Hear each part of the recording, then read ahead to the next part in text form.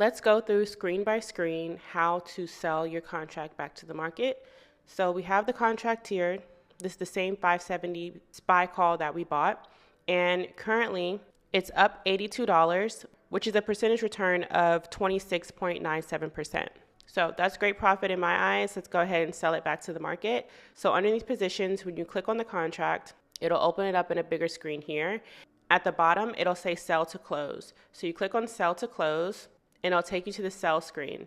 This is where you can choose your order type once again. So it'll tell you what the contract price is currently, and that is 3.86, which if you sold it right now, it would go for, you would receive a premium of $386, and we bought it for $304. So that's where that profit's coming from. So you can set up a market order or a limit order. It's gonna depend on how you wanna do it. You sell it at market, it'll sell right away. You sell it at limit, you'll have to type in the price, and it can still go right away if the buyers are asking for it at that price.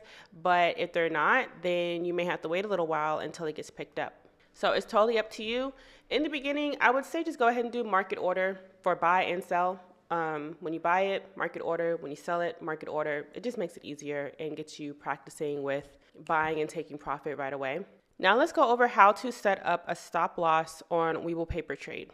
So with that contract, this is before it reached the profit that we saw in the last screen.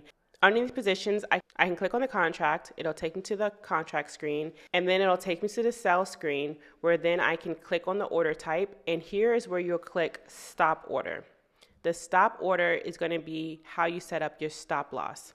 When you click on stop order, for order type, it'll say stop, and then you want to type in your stop price. Again, this has to be represented in the contract price, not the premium price. So the decimals, all of that needs to be correct. So if the contract rate now is going for 3.23 and we bought it for 3.04, let's say you don't want to lose any money on this. You want to get out at pretty much break even. So we bought it for 3.04.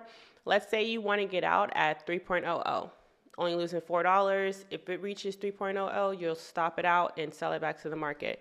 So here for the stop price, that's when you'll type in 3.00. Follow the prompts on the screen. The last screen, when you set it up, it'll say working because it hasn't gone through. So unless it goes through, that's when it'll say filled. So it'll always say working unless it goes through. And that is how you set up your stop loss. And that is how you set up your stop loss on Webull Paper Trader.